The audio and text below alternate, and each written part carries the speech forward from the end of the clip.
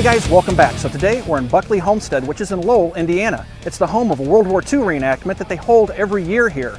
It's pretty much a living history of the World War II era. We're going to take a walk around the park today and see what's going on. Let's go ahead and get started.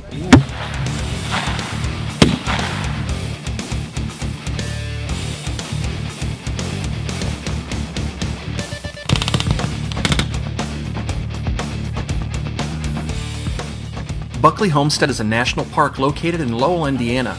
It's home to the annual World War II reenactment that takes place every spring at the park. The reenactment takes place over a 2-day period with regular battles taking place between Allied and Axis forces. Reenactors are spread out over several acres and have camps set up for visitors to tour. Visitors are encouraged to ask questions and interact with the reenactors. It doesn't take much imagination to feel like you're stepping back 70 years in time. If you're a gun nut like I am, you'll feel like a kid in a candy store when you see all the period firearms on display. Most are real firearms converted to fire blanks, but some are purpose-built blank guns. The first thing to catch my attention this year was the presence of an original, fully functional STG-44 rifle, the Sturmgewehr, the world's first assault rifle and one of the most prolific weapons of World War II. This is the STG-44. It's also known as the Sturmgewehr. This is the world's first assault rifle, manufactured in Nazi Germany and used towards the end of the war. This rifle is a real working STG-44. The unique thing about this rifle is the fact that this is not a demilled rifle then rebuilt. This is an all original working rifle. It fires a 7.92 by 33 millimeter Kurtz cartridge. This is also an NFA item, meaning that it is a fully automatic rifle. It's actually a select fire rifle. This rifle was manufactured late in the war. The owner of the rifle tells me in the last 60 days of the war. It's manufactured by Hanel. This rifle is all sheet metal with a wood stock. The charging handle is here on the left-hand side of the rifle. You pull that to the rear to charge the weapon. It has a gas system with a gas piston and rod that rides up here, much like the AK-47 rifle. As I mentioned, it is a select fire weapon, so it is capable of both semi-automatic and fully automatic fire. On fully automatic, it fires right around 550 rounds a minute. It's a very slow cyclic rate. It feeds from this 30-round steel magazine. The rifle has a wooden stock and wooden grip inserts on the pistol grip. It has this dust cover that can be closed to protect the rifle from the ingress of debris. It has standard AK-style sights, which are forward on the receiver. It has a simple hooded post here in the front. Also, to select between safe and fire, you have a lever that's accessible by the shooting thumb. To select between semi-automatic and fully automatic, there's a button that you can depress from either side of the rifle. Let's field strip the Sturmgewehr. First of all, you want to make the weapon safe. Drop the magazine out, check, make sure that the weapon's empty, and put it on safe. It has a pin in the stock, much like an HK. You just pop that pin out, and the butt stock will come off with the recoil spring. Now you can hinge the pistol grip assembly down, and you can pull the bolt out of the weapon. The bolt is in two pieces. You have a bolt and a carrier. This is the carrier, and this is the bolt. The STG-44 was in service from September of 1943 through May of 1945. 425,977 rifles were built during the war. The STG-44 took a huge step forward in military small arms design and thinking. It represents a radical departure from conventional military wisdom and how wars were to be fought, and it would influence small arms development throughout the 20th century. I got the STG-44 apart with relative ease. Let's try putting it back together again. First, I'm going to take the bolt and the carrier, slide that in, line up the gas piston with the gas tube. That's kind of the trickiest part. Push the bolt forward, and the bolt and carrier will slide right in. Hinge up the trigger assembly, put the recoil spring in, stick that in the butt stock, put it together with the pin.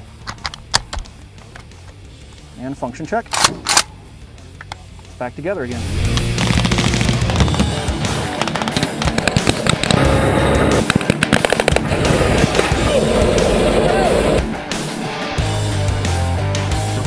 take history of the war very seriously. They meticulously recreate every detail for the audience.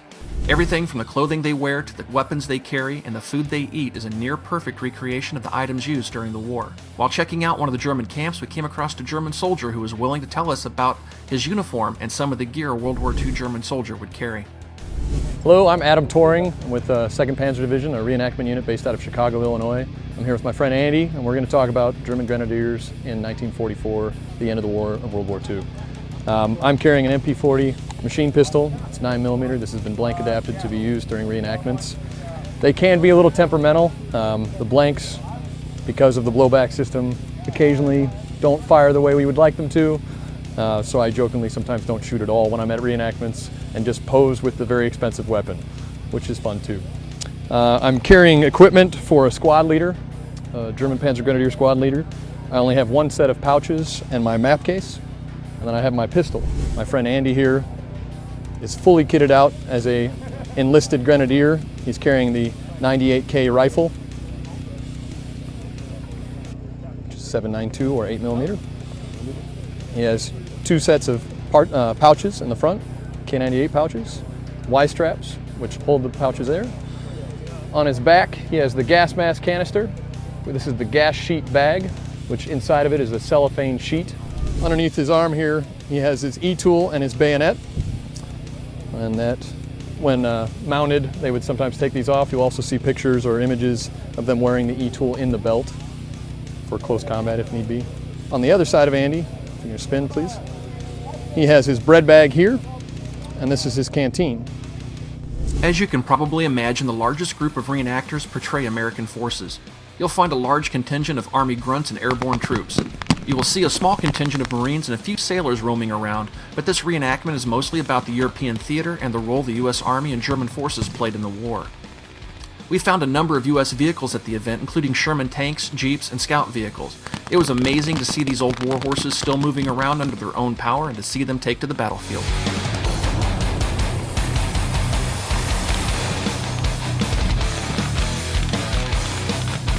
This is an M5A1.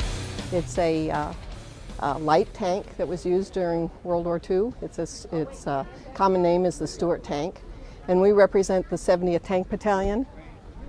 You see the Soixante-dix, which is 60 plus 10, French for 70th, and it was used, that was their mascot. This was a light tank battalion, and it was used, they were in North Africa and then traveled to the Normandy landings and all the way in through Germany to the end of the war. This particular tank has rubber track, so it's more versatile. It has a maximum speed of 50 miles per hour, but probably only does about 3 or 4 gallons to the mile, so it uses a lot of fuel. They used them for reconnaissance, getting in and out of a location, kind of to see that it has a 37mm gun, which cannon, and on the other side we have a 30 caliber machine gun, coaxial, with the 37mm gun, and up on top we have a 50 caliber machine gun that would have been used in stationary events. When most people think of World War II, they think of massive tanks, modern aircraft, machine guns, and mechanized infantry. What many people don't realize is that the Germans still had horse-mounted cavalry during the war, and horses played a major role in the German war effort. We are attached to the 353rd Wehrmacht Infantry, and we are their mounted reconnaissance unit. And basically, all regiments had cavalry units, and the cavalry in the Second World War was horses, motorcycles, and bicycles.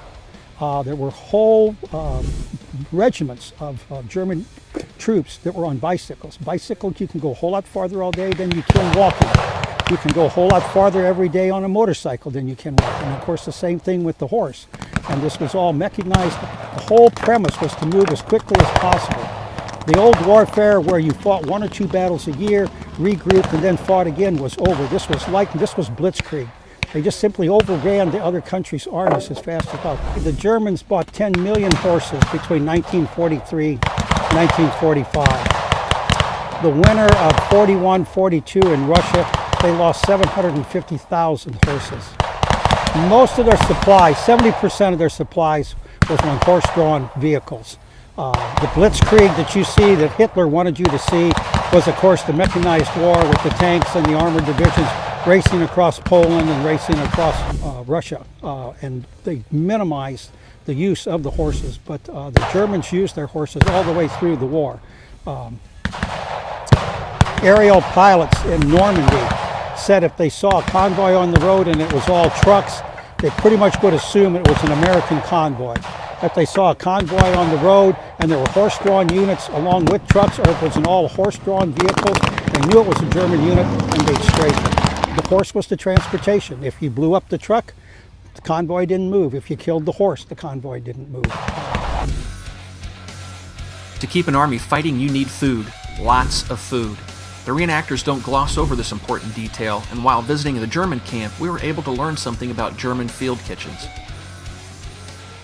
This is our original World War II German field kitchen. It was produced in 1939 and went through the entire war, basically without a scratch. And after the war, when the Germans retreated, a Dutch farmer rolled it into his barn, and there it sat for 65 years. And we were lucky enough to get it. It needed very little in the way of restoration, and now it cooks for German soldiers again after, 60, 70 years after the war. It's basically a large cook kettle on wheels. This is the coffee kettle. It'll serve about 225 men. There's always a hot meal and a cup of hot coffee for the German Armed Forces. Coffee comes from the spigot here. These fire boxes are what heat the kettle. Either wood or coal fire in there. Heats the cook pot. These are Königsberger meatballs that we've just pretty much finished up. It's a recipe right out of the field kitchen manual from 1944. And we're pretty fortunate to have this in the reenacting community here. We're the 2nd Panzer Division. This is what the German soldier actually ate out of. They were always guaranteed at least one hot meal a day.